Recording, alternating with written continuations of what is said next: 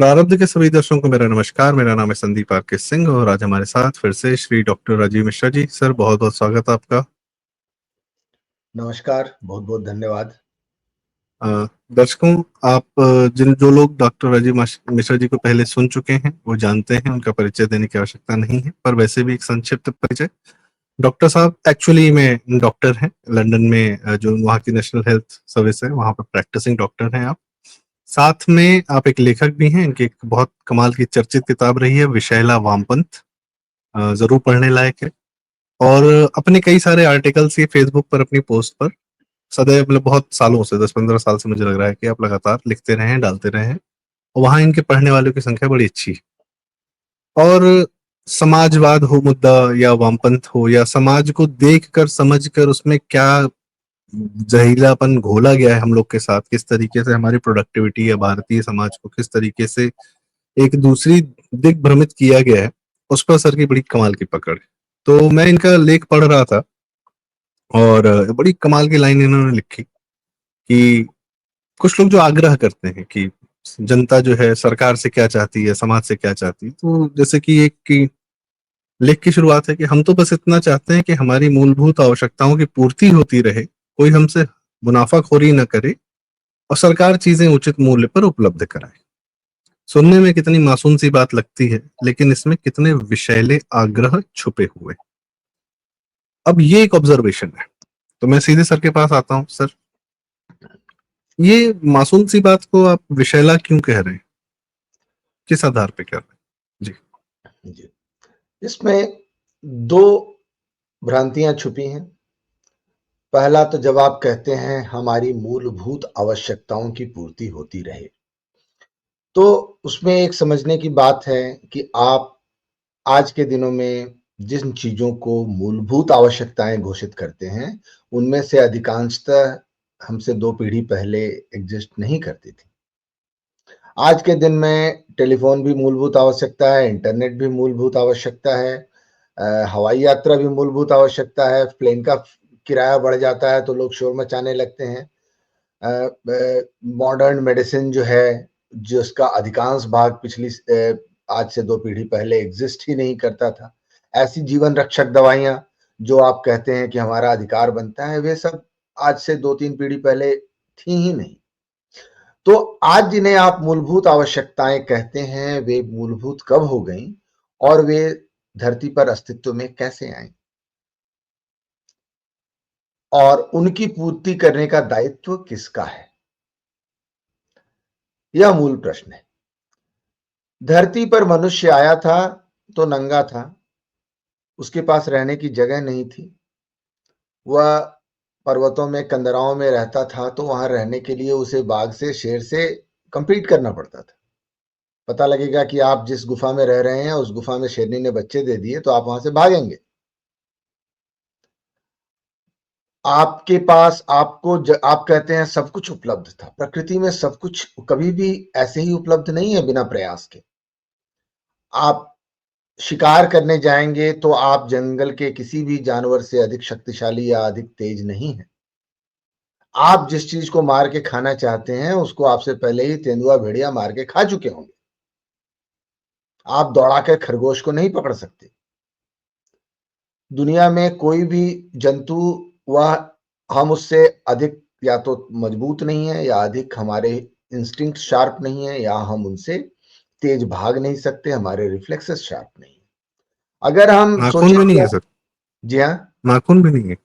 जी हाँ, दांत, हमारे दांत, नाखून, कुछ भी हमें प्रकृति ने ऐसा नहीं दिया कि जिनके आधार पर हम सिंपली अपनी इंस्टिंक्ट के बल पर इस धरती पर जीवित रह सकें। और आपको क्या लगता है कि बाघ, हिरन आकर बाघ के मुंह में घुस जाता है? हिरन को दौड़ाकर पकड़ना पड़ता है और हिरन को भागकर जान बचानी पड़ती है। इस दुनिया में किसी का अस्तित्व बिना प्रयास के नहीं है। बाघ कभी बूढ़ा नहीं शेर, कहता कि हिरन को खाना मेरी बूढ़ा मुंह। शेर सर, मैं सॉरी आपको इंटरप्ट कर रहा हूँ, बूढ़ा शेर भूखे ही मरता है जी हाँ, अंततः। जी हाँ। ठीक। तो यह बाघ भी नहीं कहता कि हिरन को खाना मेरी मूलभूत आवश्यकता है। तो प्रकृति ने किसी को उसकी मूलभूत आवश्यकताओं की पूर्ति के साधन दिए हैं, पर उसकी मूलभूत आवश्यकताओं की पूर्ति स्वतः हो जाएगी, यह आश्वासन किसी ने किसी को नहीं दिया है। तो यह आग्रह करना कि मेरी मूलभूत आवश्यकताओं की पूर्ति अन्य कोई करता रहे, यह एक दुराग्रह है। अब आप कहेंगे हम समाज में रहते हैं, सरकार बनाई है तो किस लिए बनाई है? मनुष्य तो जानवर नहीं है, जंगल का लॉ नहीं लागू होता। तो जंगल का लॉ नहीं लागू होने का क्या अर्थ है? सरकार के पास अपना कुछ नहीं होता, जो होता है हमारा होता है, हमसे सरकार लेती है। और तब आपका कहना है कि सरकार किससे ले मुझे नहीं पता, लेकिन मुझे दे। तो यह परजीविता का आग्रह दुराग्रह है, अनैतिक है और सर्वाइवल से कंसिस्टेंट नहीं है, हमेशा के लिए नहीं चल सकता।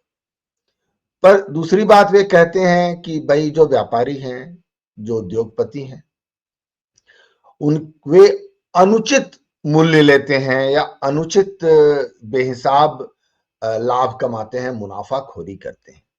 तो यहां पर प्रश्न आता है कि किसी व्यक्ति ने कोई चीज बनाई तो वह उसका स्वामित्व उसके पास है, उसका उचित मूल्य निर्धारित करने का अधिकार उसका है, उसकी स्वतंत्रता आप छीनते हैं। यदि चीज उसकी है पर उसका उचित मूल्य क्या होना चाहिए यह निर्धारित करने का अधिकार आप चाहते हैं, तो आप उसकी स्वतंत्रता छीनना चाहते हैं। दुनिया में जो कुछ भी है वह किसी ने बनाया है, किसी के प्रयास से उपलब्ध है, और यदि आपको वह चीज चाहिए तो आपको उतने मूल्य की कोई अन्य वस्तु बनानी होगी या कोई अन्य सेवा देनी होगी। सर, प्रकृति में लोहा अपने लोहे के रूप में नहीं है, अपने ओर के फॉर्म में है, और सरिया के रूप में तो बिल्कुल नहीं है सर, जिससे आदमी घर बनाता है। तो सरिया कौन बना रहा है? तो ये कहते हैं कि भाई ये प्रकृति के संसाधनों का प्रयोग करके ही तो वो बनाते हैं, इसलिए हम सबका अधिकार है। तो भाई आपका अधिकार था। जब टाटा ने कंपनी ने टाटा स्टील बनाई तो जंगल पड़ा हुआ था, किसी के सपने में नहीं आया था कि इस जमीन से जो मिट्टी से जो चीज निकल रही है वह स्टील में कन्वर्ट हो सकती है और उस पर इतना बड़ा साम्राज्य खड़ा हो सकता है, जिस पर दुनिया ने दो दो वर्ल्ड वॉर लड़ लिए, जिस स्टील के भरोसे, जिस पर टाटा का साम्राज्य खड़ा हुआ। तो जब टाटा कंपनी ने कहा था, एक बड़ा प्रसिद्ध स्केच है कि जमशेद जी टाटा यूएस पहुंचे हैं और एक, जब टाटा के लिए काम करता था उनके उनके म्यूजियम में एक प्रदर्शनी में लगा हुआ है कि वह एक अमेरिकन इंजीनियर के ऑफिस में घुसकर उसके टेबल पर ऐसे झुककर खड़े हैं और उससे कह रहे हैं, you will come with me to work for me in India. और वह बहुत चक्का रह गया कि यह पगड़ी पहना हुआ देसी आदमी, काला आदमी कहां से आ रहा है, and how is he thinking of employing me, the leading metallurgical engineer, to make steel in India, जहां पर किसी ने स्टील का नाम नहीं सुना है। तो हम एक स्टील की मॉडर्न फैक्ट्री लगाएंगे। 1900 ईस्वी में जब टाटा ने यह बात सोची थी तो वह जमीन भी वही थी, दामोदर का पानी भी वही था, वह काली माटी का गांव भी वही था, सब कुछ पहले से था। उसे एक स्टील प्लांट में किसी ने कन्वर्ट किया तो अपनी पूरी जिंदगी लगाई, पूरी जिंदगी की कमाई लगाई, यह विजन लिया कि यहां पर सब कुछ है जो स्टील में कन्वर्ट हो सकता है, और तब वह स्टील में कन्वर्ट हुआ। यह जो ऑयल है यह धरती के नीचे सदियों से पड़ा था। जब मनुष्य को पता चला कि हम इसको रिफाइन करके इसका पेट्रोलियम बना सकते हैं, और जब मनुष्य को पता चला कि हम कारें बना सकते हैं, तब जाकर वह वेल्थ हुआ। तो वेल्थ अपने आप वेल्थ नहीं होता, प्राकृतिक संसाधन वेल्थ नहीं होते। प्राकृतिक संसाधन हमेशा से थे, वे चिंपांजी के लिए वेल्थ नहीं है। मनुष्य के लिए वे वेल्थ तब है जब मनुष्य अपनी बुद्धि से, अपने प्रयास से उनको वेल्थ में कन्वर्ट करता है। तो उसमें से किसी को हिस्सा चाहिए तो वह 1 to 1 नेगोशिएट करे कि भाई आप स्टील प्लांट बना रहे हो, मैं एक वर्कर हूं, मेरे पास एक स्किल है, मैं काम कर सकता हूं, आप बताओ मुझे आप क्या सैलरी दोगे। अगर उस सैलरी पर काम करने वाले 10 दूसरे लोग खड़े हैं तो हो सकता है कि आपको उससे 1000 रुपए कम की सैलरी एक्सेप्ट करनी पड़े। और यह बिल्कुल वैलिड है। अगर वह मुझे 50,000 देने को तैयार है और एक दूसरा आदमी उसी काम को 45,000 में करने को तैयार है और उतनी ही उत्पादकता से कर सकता है, तो यह बिल्कुल फेयर नहीं है कि वह जॉब मुझे दिया जाए और उस आदमी को नहीं दिया जाए। तो आपके श्रम का मूल्य क्या होगा सिंपली यह कह देने से कि मेरे श्रम से यह चीज डेवलप हुई है और इसलिए इस पर मेरा अधिकार है, तो भाई उतना श्रम तो कोई दूसरा भी दे देता और आपसे कम कीमत में दे देता। तो अगर आपके श्रम से भी यह चीज निर्मित है तो उस पर आपका अधिकार नहीं है, क्योंकि उससे कम कीमत पर दूसरा कोई व्यक्ति अपना श्रम देने को तैयार है। तो आपका अधिकार कैसे है, उसका अधिकार कैसे नहीं है? यह मूल प्रश्न नहीं पूछे जाते। तो कुछ फंडामेंटल्स हैं इकोनॉमिक्स के। पहले पहले तो सभ्यता को समझने के फंडामेंटल्स हैं कि भाई जिन चीजों को आप अपनी मूलभूत आवश्यकता कहते हैं वे स्वतः नहीं आती। आपका अस्तित्व एश्योर्ड नहीं है। मनुष्य योनि में जन्म लेने का अर्थ यह नहीं है कि आपका अस्तित्व बिना प्रयास के दूसरों के एफर्ट से एश्योर्ड रहेगा। दूसरा आपके लिए क्यों एफर्ट करेगा, पहला। जी सर। जी। दूसरा इकोनॉमिक्स का प्रश्न है कि किस चीज का मूल्य क्या है, यह निर्धारित करने का अधिकार किसी एक व्यक्ति का आर्बिट्ररी नहीं है कि भाई इसका उचित मूल्य इतना नहीं होना चाहिए, इतना होना चाहिए। मुनाफा कितना होना चाहिए, 10% होना चाहिए कि 20% होना चाहिए, यह निर्धारित ऐसे नहीं होता। यह इस तरह से निर्धारित होता है कि आप उसको कितने मूल्य पर खरीदने को तैयार है। मेंगर्स लॉ है कि भाई किसी भी चीज का मूल्य वही होता है जो मूल्य कोई देने को तैयार हो। मैं कहूं कि भाई मेरे काम का मूल्य जो है 10 लाख रुपए है और मुझे कोई 10 लाख रुपए नहीं दे रहा, तो मेरे काम का मूल्य 10 लाख रुपए नहीं है।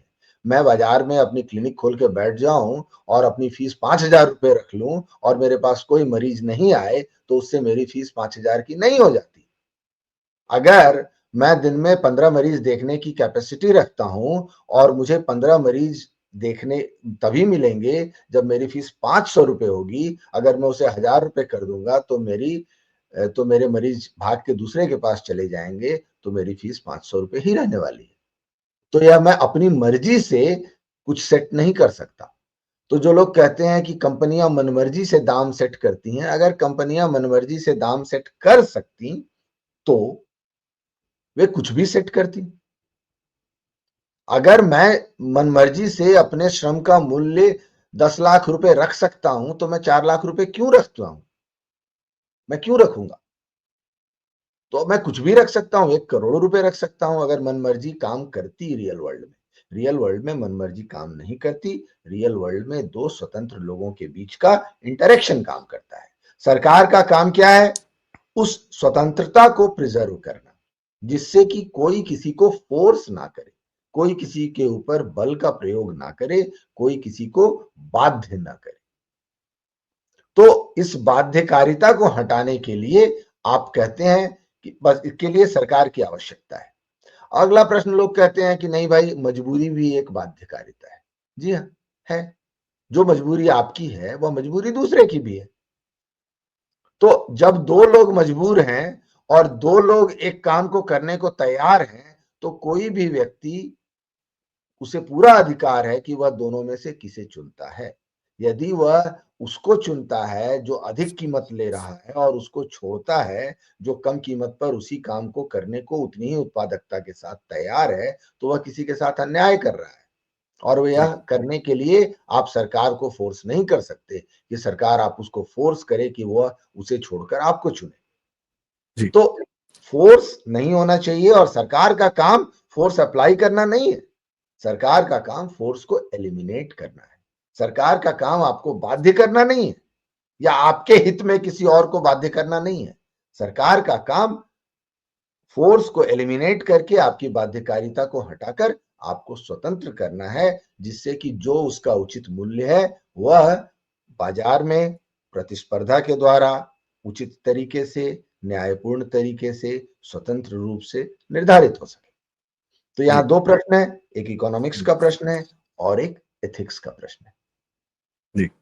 सर, एक बात आपने एथिक्स की कही। अब जैसे ही बात तो होगी कि ये दो सरकार का यह कार्य है कि दो लोग आपस में किस प्रकार से क्या ट्रांजैक्शन करना चाहते हैं, ठीक है, और वह आपस में इकोनॉमिकली कैसे कौन सा रेट ले रहे हैं, इसके लिए तो दो लोग लगते हैं। जैसे आपने कहा कि भाई एक रेट किसी ने मन में सोच लिया कि मेरी फीस 5,000 है, तो उससे नहीं हो जाती। सामने वाला जब आपकी जेब में वो पैसा रखेगा तब वो है उसके मूल्य निर्धारित होते हैं।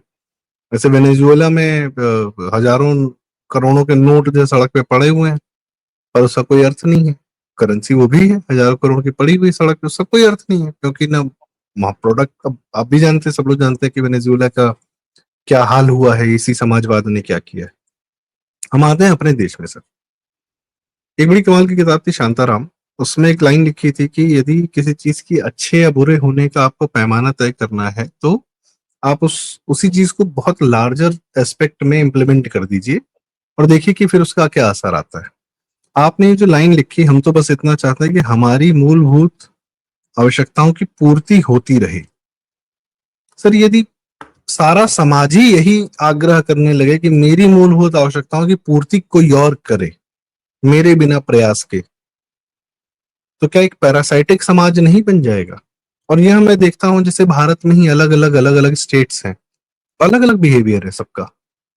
गुजरात फॉर दैट मैटर एक अलग बिहेवियर है, एक अलग समाज रखता है। महाराष्ट्र अलग है, पंजाब अलग है, राजस्थान का अलग बिहेवियर है। और जब हम अपने पूरब की तरफ आते हैं, उत्तर प्रदेश का एक बिहेवियर का पैटर्न पहले था, जो पूर्ण रूप से बिहार से मिलता है। बिहार का भी हम वो बिहेवियर देखते हैं, बंगाल का एक अलग बिहेवियर देखते हैं। समाज का बिहेवियर, ये कहीं ये मॉरल कोड सबके सारे स्टेट्स के मॉरल कोड्स अलग हैं सर। तो ये हमें जो मूलभूत आवश्यकताओं की पूर्ति होती रहे, ये पूर्वांचल पूरब के हमारे उत्तर प्रदेश में मैं ये बदलाव देख रहा हूँ। आपको क्या लगता है सर, ये जो ये समाज का मॉरल कोड है, ये उस पूरे समाज की आर्थिक स्थिति को भी डिसाइड करता है? ये जो आग्रह दुराग्रह ये जो समाज करता है, कि या तो उसके मूलभूत की आवश्यकताओं की पूर्ति कोई और करे, या वह स्वयं उसके लिए जिम्मेदार? जी राजीव। आपने यह जो प्रश्न उठाया बहुत ही महत्व का है कि देश के अलग-अलग भागों के में मोरल कोड में यह अंतर देखा जाता है और आपने सही पॉइंट आउट किया कि आप उनके साथ-साथ समाज देश के अलग-अलग भागों में उसके आर्थिक परिणाम देखते हैं। लेकिन मैं इसके थोड़ा-सा पीछे जाऊँगा। इन सब में, सभी राज्यों में कमोबेश वह टॉक्सिक चीज़, वह विषैली चीज़ जिसकी ओर मैं पॉइंट आउट कर रहा हूँ, वह हर जगह है, अलग-अलग मात्रा में है। केजरीवाल भी जब गुजरात भी जाता है तो उसे वहां ठीक-ठाक संख्या में वोट मिलने लगते हैं। तो एक मैं आइडेंटिफाई करना चाहूंगा, आप डिग्री को हटा दें, ग्रेड को हटा दें। बिहार में अधिक मात्रा में है और गुजरात में कम मात्रा में है, मैं यहां आपसे सहमति रखता हूं।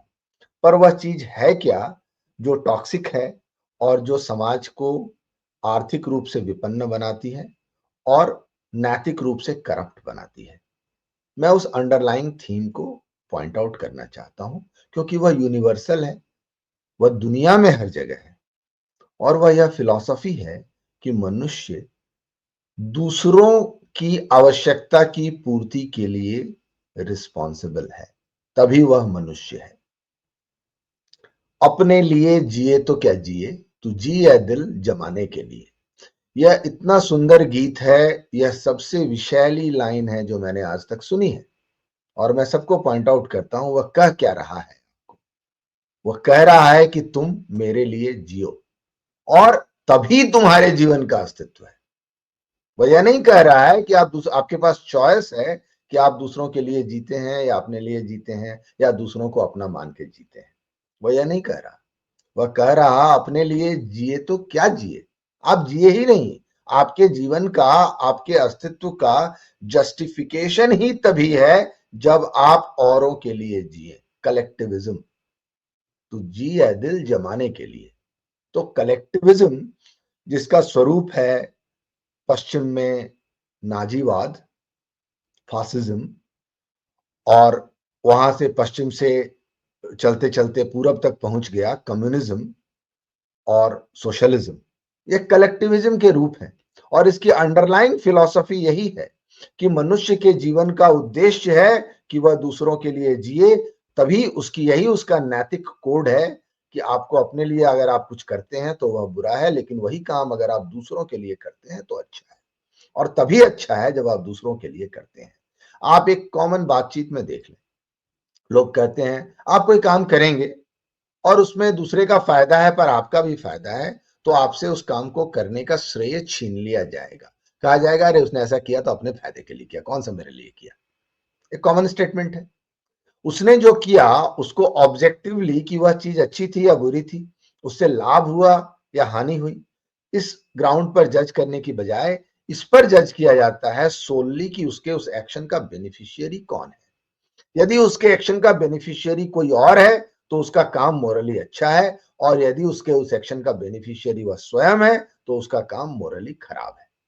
तो यह जो मोरालिटी का यार्ड स्टिक है, यह विशैला यार्डस्टिक है, और यह मनुष्य की यह वाली जो मोरालिटी है, एल्ट्रुइस्टिक मोरालिटी जिसे कहते हैं, कि अपने लिए आपको कुछ नहीं करना, आपको जो करना है दूसरों के लिए करना है। इसलिए दूसरे को अधिकार है कि वह आपको कहे कि आप यदि अधिक सक्षम हैं तो आप उसके लिए काम करें। अरे उसके पास तो बहुत है, हमको थोड़ा सा दे देगा तो क्या होगा, या इतना पैसा कमाता है हमको क्या देता है।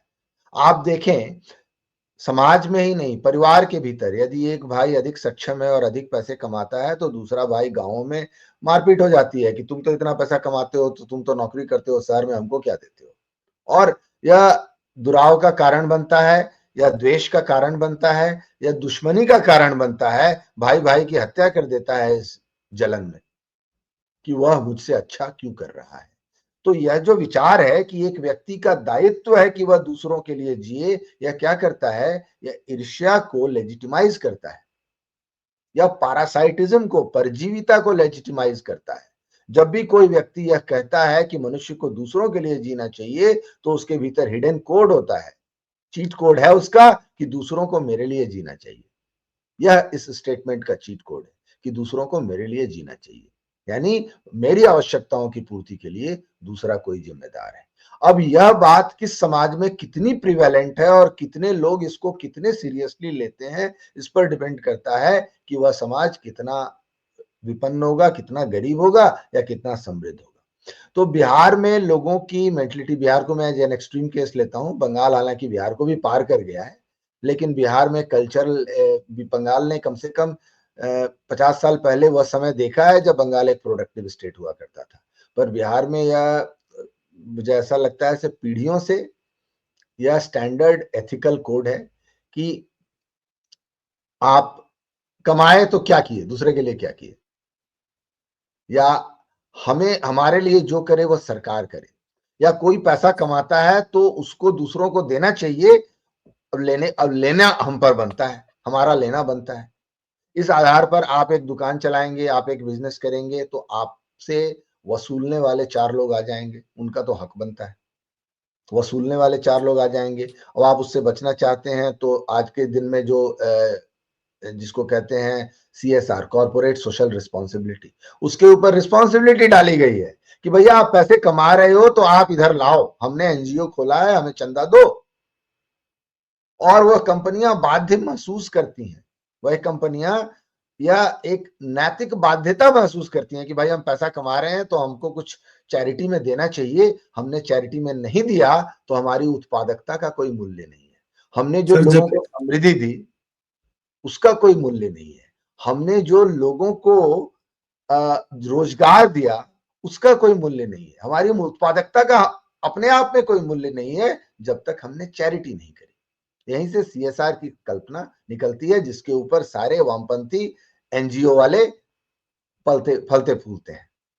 जी। मतलब ये तो विशुद्ध ब्लैकमेल हो गया ना सर, कि जो कंपनियां क्या कर रही हैं, कंपनियां कुछ लोगों को नौकरियां भी दे रही हैं, उनके जीवन का ध्यान रख रही हैं, उनके परिवारों का ध्यान रख रही हैं, उनका मेडिकल इंश्योरेंस वगैरह सब कुछ कराती हैं। उन्हीं कंपनियों अपने एम्प्लॉयज के हेल्थ वेल्थ का सबका ध्यान रखती हैं। दूसरा, वो कुछ ऐसा प्रोडक्टिव प्रोड्यूस कर रही हैं, सर्विस हो या कोई प्रोडक्ट हो जो किसी और के भी काम आ रहा है, और वो स्वेच्छा से पैसा देकर उस प्रोडक्ट का इस्तेमाल कर रहे थे, तो विन विन फॉर ऑल। लेकिन इतना करना भी उनके लिए पर्याप्त नहीं कहा जाता। कहा जाता कि तुमने अपने लिए मर्सिडीज खरीद ली तो हमारे CSR में तुमने, जब तक तुम एनजीओ में 2% अपना प्रॉफिट का पैसा नहीं डालोगे, तब तक तुमको समाज में एक हम स्थान नहीं, तब तक आप गाली खाते रहेंगे कि आपने तो अपने लिए कमा लिया, प्रॉफिट कर लिया, प्रॉफिट कर लिया। और इसी शब्दावली ने, नेहरू के मुंह से निकला हुआ ये शब्द, जब जेआरडी तक उन्होंने बोला था कि profit is a dirty word जे, 50 साल के बाद नेहरू के कार्यकाल के करीब करीब 47 से 91 तक आते आते देश को दिवालिया घोषित कर दिया सिर्फ इस एक मानसिकता ने। आज लोग देख रहे हैं एक्सप्रेसवेज हैं, हमारे एक्सप्रेसवे यूपी में बनते जा रहे हैं, सब कुछ बढ़िया बनता जा रहा है। ये क्यों बन रहा है एक्सप्रेसवे? पहले क्यों नहीं बन गए थे? सड़क बनाने का तो सारा टेक्नोलॉजी भी वही चल रहा है, वही डामर की सड़कें बनती हैं जो पहले बनती थी। तो क्यों? क्योंकि तब तो वो सरकार के लिए खर्चा थी। लेकिन जिस दिन से सड़कों में टोल लगा के सड़कों ने अपना पैसा खुद पैदा करना शुरू कर दिया, सड़कों की क्वालिटी बेहतर हो गई, 4 लेन हो गए, हाईवे हो गए, एक्सप्रेसवे हो गए, सब हो गए। अब उसमें भी समस्या है कि सड़क चाहिए लेकिन टोल नहीं देंगे, टोल कोई और, उसका खर्चा होते रहे लेकिन चाहिए जरूर। तो सर ये क्या मानसिकता है जो मतलब ये, और ये नहीं, मैं मानसिकता तो चलिए सर समझ में आ गया, ये समाज पर असर क्या करती है, हमारे आपके जीवन पर, जो लोग सुन रहे हैं उनके जीवन पर इसका असर कैसे पड़ता है? अच्छा होता है, बेहतर होता है, बदतर होता है? देखें, असर क्या पड़ता है यह तो अब हाथ कंगन को आरसी क्या, यह तो इतना सेल्फ एस्टेब्लिश्ड फैक्ट है कि इस पर बोलकर समय लगाने का ही नहीं।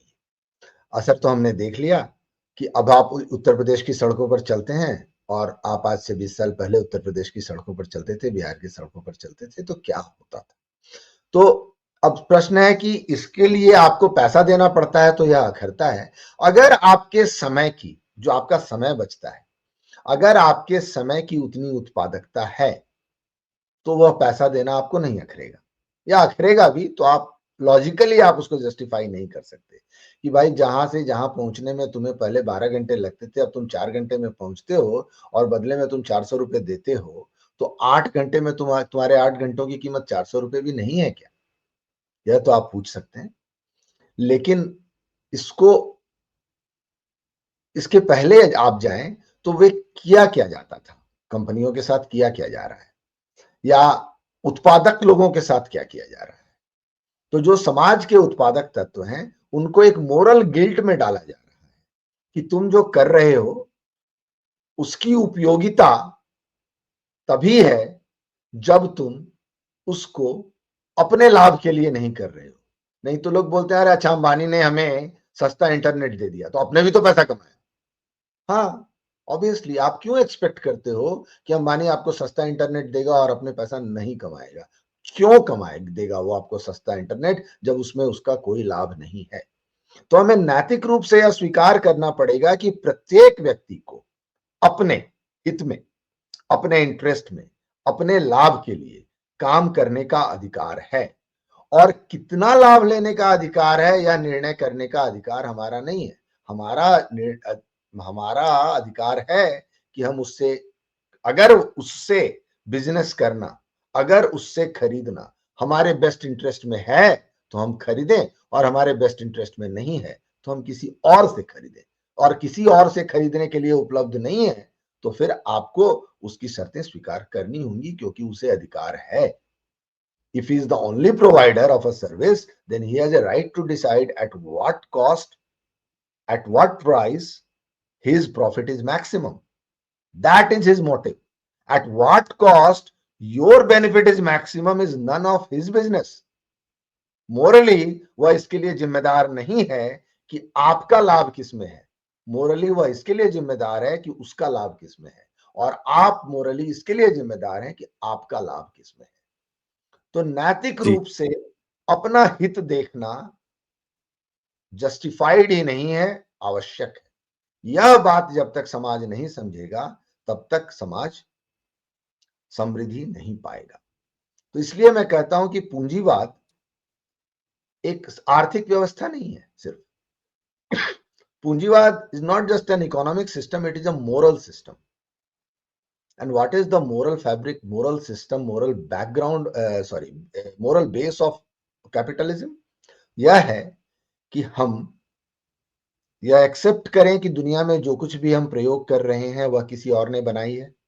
यदि हम उसका प्रयोग करना चाहते हैं तो हमें उसका मूल्य चुकाने को तैयार होना चाहिए। हमें उसकी कितनी आवश्यकता है और वह हमारे लिए कितना आवश्यक है, इससे आपको इस रूल से एग्जेम्पशन नहीं मिल जाता। भाई दवाई है, इस पर आप क्यों प्रॉफिट लोगे? जी नहीं। दवाई किसी ने बनाई है।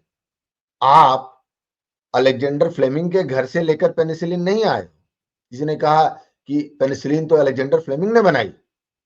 मुझसे किसी ने फेसबुक पर या इंटरनेट पर बहस करते हुए पूछा कि कंपनियां प्रॉफिट क्यों ले रही हैं। मैंने कहा जाके आप अलेक्जेंडर फ्लेमिंग के घर से ले लो।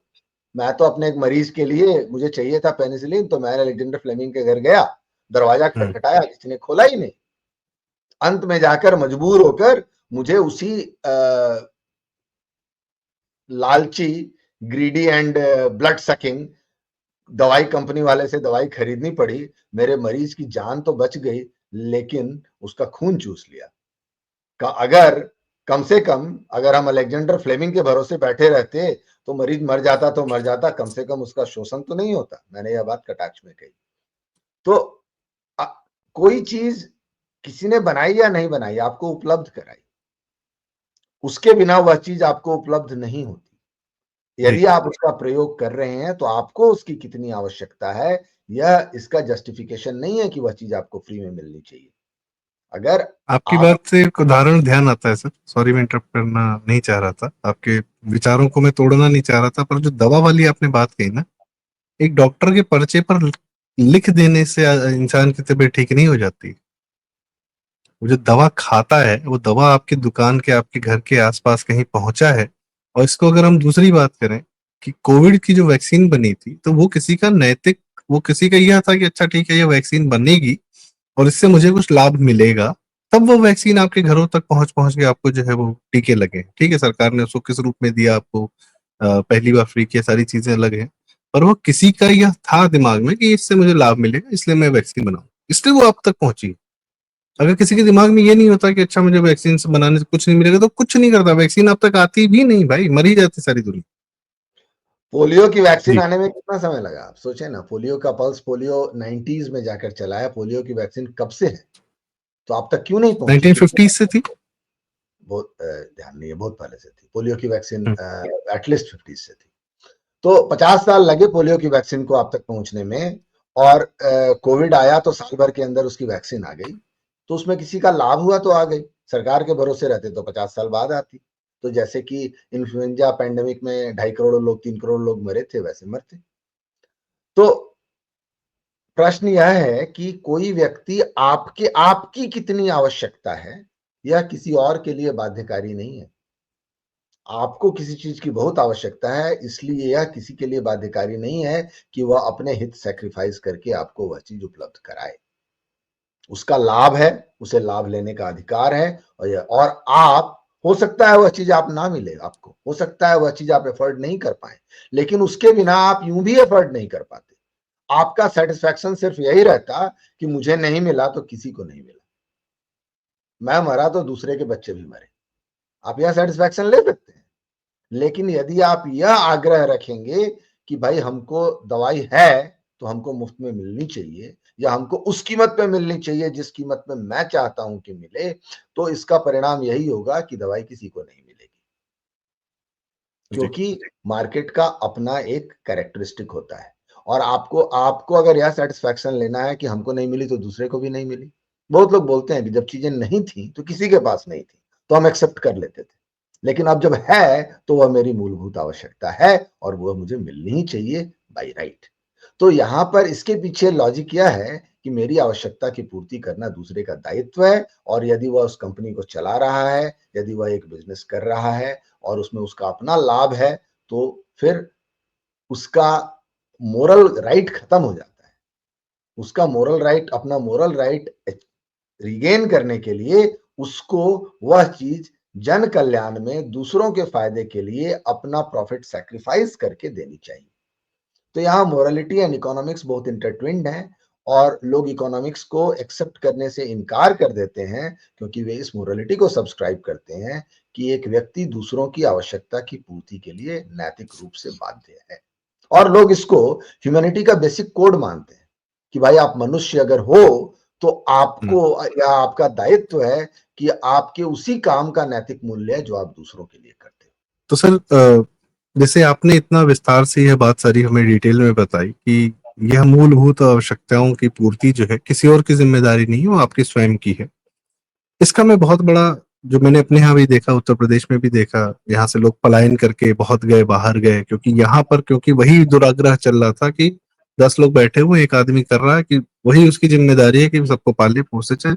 मैंने तो अपने पूर्वांचल में ऐसे ऐसे केस देख रखे हैं, क्या ही बताया, जो उसकी क्या ही उदाहरण दे आदमी कि बड़े बड़े मतलब लोग बड़े हो गए हैं, शादियां कर ली, बच्चे कर लिए, लेकिन ये है कि उनके उनके परिवार को पैदा पालने की जिम्मेदारी उनके बड़े भाई की है, और बड़ा भाई घर बनवाया है, सब कुछ कर रहा है, पर खुद रहता है बाहर बरामदे में। और जो जो आदमी कुछ नहीं कर रहा है, उसके बीवी बच्चे सब आराम से अंदर में रहते हैं, और उस पर तुर्रा ये कि भाई साहब कि ये तो हमारे लिए किए ही क्या। ये भी हमने सुना है, ये बहुत अति बात सुना है। इसी को मैं अगर फैलाऊं, जैसे आप चूंकि बिहार से आते हैं, बिहार में चुनाव भी आ रहा है, और एक बिहार में ये समाजवाद का ये जो मानसिकता है, ये अपने चरम पर दिखती है। पूरे समाज में यह दिखता है। मेरे बहुत सारे दोस्त बिहारी हैं, उन लोग का जीवन का स्ट्रगल है, उनको बाहर ही सेटल होना है, वहां सेटल ही नहीं हो पा रहा, क्योंकि जैसे ही कुछ कार्य वहां करते हैं, वहां पर बाकी लोग चालू हो जाते हैं कि हमको कह नहीं दे रहे हो, हमको क्यों नहीं कर रहे हो, बड़े अधिकार भाव से। तो कोई कब तक रहेगा, कब तक दूसरों की पूर्ति करेगा। तो आपके व्यक्तिगत अनुभव क्या है सर कि यह जो मानसिकता है, ये उसने उस समाज का, उस जगह का, वहां के लोगों के साथ क्या किया है? मेरे एक मित्र हैं, बिहार के प्रति बहुत पैशनेट हैं और बहुत कुछ करना चाहते हैं बिहार के लिए, तो उनसे अक्सर बात होती है। तो मैं कहता हूं, आप बिहार की मुझे एक समस्या बता दो जिसकी जड़ में समाजवाद नहीं है। एक भी समस्या बिहार की नहीं है जिसकी जड़ में समाजवाद नहीं है। सबको सरकारी नौकरी चाहिए, बिजनेस करने का ट्रेंड नहीं है। मैं एक उदाहरण बताता हूं। मेरे एक भाई हैं, अपने भाई मतलब बहुत करीबी भाई हैं, अपने भाई नहीं पर कजिन है। उनकी मिठाई की दुकान है और बहुत सफल है, बहुत ही सफल है। हमारे घर में किसी ने उतनी संपत्ति नहीं बनाई है जितनी उन्होंने बनाई है, और बहुत ही सफल दुकान है उनकी, पटना में। लेकिन उनको परिवार में ऐसा महसूस होता है कि उनकी वह इज्जत नहीं है, उनकी उनके अकम्प्लिशमेंट की, उनके अचीवमेंट की वह कद्र नहीं है, क्योंकि वह बिजनेस से आई है। तो दुकानदार हैं, हलवाई हैं, बावन का बच्चा हो के हलवाई का काम करता है टाइप की बात सुनते हैं।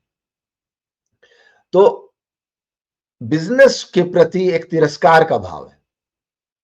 उन्हीं का छोटा भाई जो है, गुंडा है, किडनैपिंग के जेल गया, उसकी परिवार में अधिक इज्जत।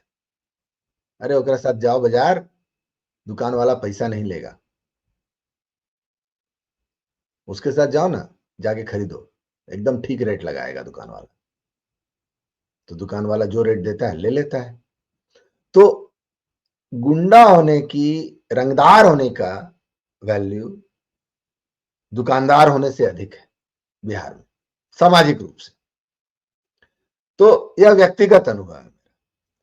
और आप समाज में अपने आसपास देखें, संपन्न होने के दो ही रास्ते हैं। यदि आप संपन्न परिवार में पैदा नहीं हुए तो संपन्न होने के दो रास्ते हैं। या तो आप ऐसी नौकरी करें जहां आपको बेहिसाब पैसा मिले, करप्शन, और अगर ऐसी नौकरी मिल जाए या कैसी भी एक नौकरी मिल जाए और एक पैसे वाले आदमी के परिवार में शादी हो जाए आपकी, तो आपका ससुर पैसे वाला हो, तो दहेज और घूस। संपन्न होने का तीसरा रास्ता नहीं बचा। तीसरा रास्ता क्या है? रंगदारी, क्राइम।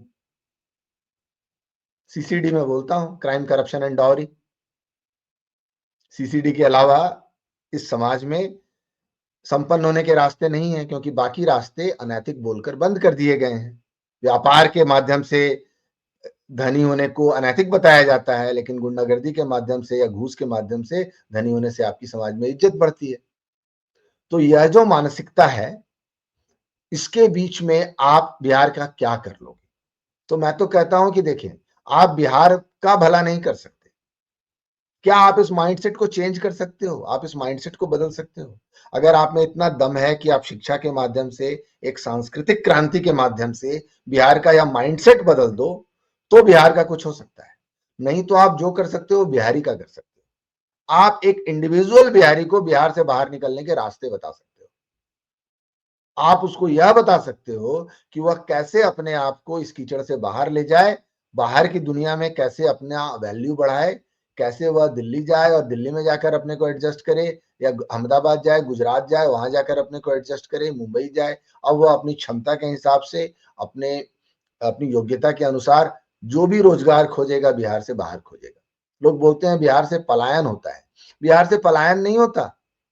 लोग भागते नहीं है, वो रेस्क्यू है, बचते हैं। तो वे जो लोग बिहार से बाहर निकल रहे हैं, ज्यादातर लोग बिहार से बाहर निकल के अपने आप को सैल्वेज करते हैं, क्योंकि बिहार में रहते तो वही मेंटलिटी और उसी के बीच में फंसे रहते। तो मैं बोलता हूं आपको क्या करना है, आप सोच लें। आप बिहार को रिफॉर्म कर सकते हो या बिहारी को सैल्वेज कर सकते हो। तो बिहार को रिफॉर्म करने का दम है तो बिहार को रिफॉर्म करने में लगो, और नहीं तो बिहारी को सैल्वेज करके काम चलाओ। कि भाई आप अपने स्किल डेवलपमेंट के लिए क्या कर सकते हो, जिससे कि जब आप यहाँ से बाहर निकल के अहमदाबाद जाओ तो वहां जाकर आप वहां ऑटो न चलाओ, उससे बेहतर कुछ काम करो। तो इन दो में से आप क्या कर सकते हो। बिहार के लिए जब कुछ करने की बात आती है तो बिना बिहार के इस माइंडसेट को चैलेंज किए आप बिहार का कुछ भी नहीं कर सकते। अब बिहारियों का ये क्या है कि सरकार हमें नौकरी दे, नहीं तो हम सरकार बदल देंगे। तो एसेंशियली अगर सरकार नौकरी देगी, सरकारी नौकरी अनुत्पादक है। कोई भी गवर्नमेंट जॉब में आप वह प्रोड्यूस नहीं करते जो आपको मिलता है, तो वह कहां से आएगा। सरकार के पास अपना कोई पैसा नहीं है, सरकार किसी और से लेकर आपको देगी। तो आपको किससे लेकर देगी, जो उत्पादक होगा उससे लेकर देगी। तो एसेंशियली क्या होगा कि केंद्र सरकार हमें, बिहार सरकार को पैसे दे और बिहार सरकार हमें पैसे दे। केंद्र सरकार गुजरात से लेकर दे, महाराष्ट्र से लेकर दे, कि तमिलनाडु से लेकर दे, वो जाने। नहीं तो हम बिहार में के 40 सीट जो है लालू यादव को दे देंगे, तो आपकी दिल्ली की सरकार गिर जाएगी, आप गुजरात में भी पैसे नहीं बना पाओगे, तो गुजरात में आपका जो बिजनेस है वह डूब जाएगा। तो एक तरह से मैं कहूंगा कि पॉलिटिकली बिहार के लोगों ने देश की कनपट्टी पे बंदूक लगा रखी है। हालांकि ऐसा है नहीं, बिहार के लोग हमेशा से रहे हैं केंद्र की सरकार के साथ, और नरेंद्र मोदी जब से आए हैं तब से बिहार के लोग रहे हैं और बिहार के लोगों ने अप्रिशिएट किया है। ठीक है, लेकिन वह परिवर्तन अपने राज्य में लाने में असफल रहे। बिहार के लोग केंद्र की सरकार को अप्रिशिएट करते हैं, लेकिन अपने राज्य में उन्हें क्या चाहिए, वो क्यों अप्रिशिएट करते हैं केंद्र की सरकार को, क्योंकि केंद्र में यह सरकार है तो गुजरात और महाराष्ट्र और तमिलनाडु उत्पादक बना हुआ है, तो बिहार एक पैरासाइटिक एग्जिस्टेंस एफर्ट कर पाएगा, तो वो अप्रिशिएट करते हैं। लेकिन अपने राज्य में यह माइंडसेट बदलाव नहीं आने वाला कि भाई हम सरकारी नौकरी के बजाय हम उत्पादकता को, बिजनेस को, ट्रेड को, इंडस्ट्री को एक्सेप्ट करें। वहां एक्सपेक्टेशन है कि इंडस्ट्री सरकार लगाए और उसमें हमारे जात के आदमी को नौकरी दे। बिहार का जो सारा कास्टिज्म का झगड़ा है, इसके पीछे क्या है। सरकारी नौकरी को आप हटा दो तो कास्टिज्म से और किसको क्या मिलना है। रिजर्वेशन को लेकर जो भी झगड़ा है बिहार में या कहीं भी पूरे देश में, उसके पीछे मूलतः क्या इंसेंटिव है, सरकारी नौकरी का इंसेंटिव है। तो सरकारी नौकरी के लालच में बिहार में लोग जात के नाम पर एक दूसरे से लड़ रहे हैं, लोग गरीबी में जी रहे हैं, और लोग अपने परिवार में सामाजिक रूप से विघटन हो रहा है। लोग एक दूसरे से इस बात की शिकायत कर रहे हैं कि उसने मेरे लिए क्या किया, उसने मेरे लिए क्या किया। तो यह जो मोरालिटी का यह जो कोड है, या इसका सबसे मुझे स्टार्क एग्जाम्पल बिहार लगता है, जहां यह आपको सबसे अधिक कंट्रास्ट में दिखाई देता है, जब आप इसको रेस्ट ऑफ द वर्ल्ड या रेस्ट ऑफ द कंट्री के कंट्रास्ट में देखते हैं। तो बिहार की उपयोगिता यही है सबसे बड़ी, कि आज के दिन में आपको यह दिखाता है कि यह मोरालिटी आपको कहाँ ले जाती है, कैसे विपन्नता की ओर ले जाती है, सामाजिक विघटन की ओर ले जाती है और सामाजिक विद्वेष की ओर ले जाती है। सुनने में बहुत अच्छा लगता है, तू जी है दिल जमाने के लिए, पर उसका ऑन ग्राउंड रिजल्ट जो मिलता है वह यह मिलता है। अब बिहार के लोग एक डिसीजन मेकिंग प्रोसेस में हैं, सरकार चुन रहे हैं, उनको कोई ऑप्शन नहीं दे रहा कि भाई हम एक ऐसा पॉलिटिकल सिस्टम आपको देंगे जहां पर आप सेल्फ सफिशिएंट होंगे और सरकार से मांगना बंद कर देंगे। आपको हम लॉ एंड ऑर्डर देंगे, हम इंश्योर करेंगे कि आप जब बिजनेस करेंगे तो आपसे कोई नहीं वसूलेगा, आपको कोई लूटने नहीं आएगा, हम इंश्योर करेंगे, इसके आगे सब कुछ आपको करना है। यह कहने वाला कोई पॉलिटिकल सिस्टम नहीं आ रहा। जो पॉलिटिकल सिस्टम आ भी रहे हैं वे यही कह रहे हैं कि सरकार आपके लिए क्या क्या करेगी, सरकार आपको ये बना के देगी, वो बना के देगी, ये नौकरी देगी, वो नौकरी देगी। बहुत सारे लोग बिहार को के सुधार का रास्ता इसी से देखते हैं। क्यों? क्योंकि उन्हें लगता है कि यह मानसिकता तो बदलने वाली नहीं है, मानसिकता तो यही रहेगी, जो करना है इसी मानसिकता के साथ करना है। मुझे नहीं लगता कि मानसिकता नहीं बदल सकती। मनुष्य के मस्तिष्क में असीमित शक्ति है नए विचारों को स्वीकार करने की, और बिहार के लोगों के इंटेलेक्ट को कोई क्वेश्चन नहीं कर सकता, इसमें भी कोई शंका नहीं है मुझे। समस्या यह है कि बिहार के लोगों की मोरालिटी को करप्ट किया गया है, और मोरालिटी को करप्ट किया है इस फिलॉसफी ने कि तुम्हारे लिए कोई और रिस्पॉन्सिबल है। जिस दिन बिहार के लोग अपनी इस फिलॉसफी को चेंज कर लें, अपनी मोरालिटी को करेक्ट कर लें, उनका इंटेलेक्ट उनको उस रास्ते ले जाएगा जहां असीमित प्रॉस्पेरिटी लिखी है।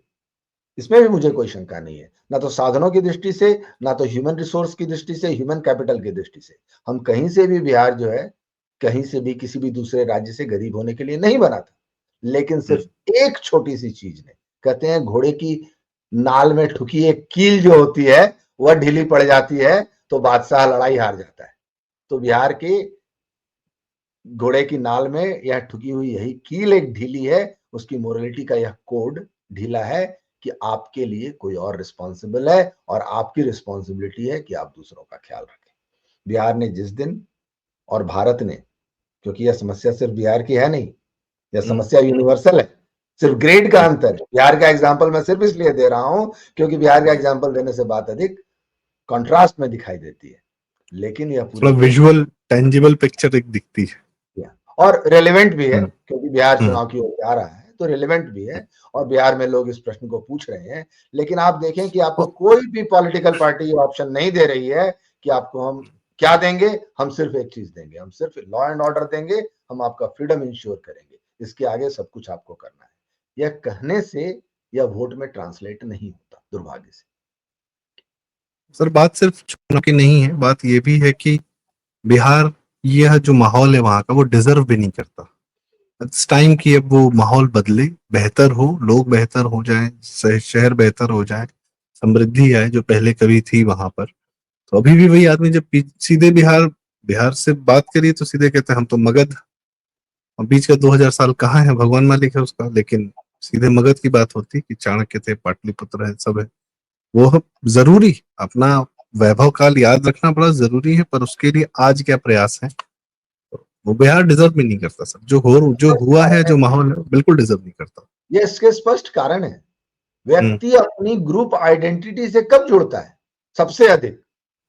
ग्रुप आइडेंटिटी में रिफ्यूज खोजता है। या गौरव जिसको आप समझ रहे हैं, ये गौरव नहीं है, क्योंकि उसका जो झगड़ा होता है मगध के ही आदमी से होता है। अपने जब पड़ोसी से उसको पंगा होता है और वो लाठी निकाल के लाठी लठैत करता है, तो ये नहीं सोचता कि वह बंदा भी तो मगध का ही है, वो अभी उसी हम्म, हेरिटेज को शेयर कर रहा है, ऐसा नहीं है। तो यह जो कॉमन आइडेंटिटी आपको स्ट्रेंथ देती है, लेकिन यहाँ रिफ्यूज दे रही है। जब आप इंडिविजुअल में वह शक्ति नहीं पाते हैं जिस पे आप गर्व कर सकें, तो आप कॉमन आइडेंटिटी में गर्व खोजने की कोशिश करते हैं। कास्टिज्म को लेकर जो गर्व है कि हम इस जात के हैं, हम उस जात के हैं, या अपनी अपनी क्षेत्रीयता को लेकर जो गर्व है कि हम कन्नड़ हैं और हम तमिल हैं और हम मलयाली हैं, जहां कहीं भी जिस रूप में भी आपको देश में विभाजनकारी प्रवृत्तियां दिखती हैं, वे मूलतः व्यक्ति की स्वयं में विश्वास की कमी को दर्शाती हैं, सेल्फ स्टीम की कमी को दर्शाती हैं। जिसमें सेल्फ स्टीम होता है वह ऐसी विभाजनकारी आइडेंटिटीज के पीछे नहीं भागता।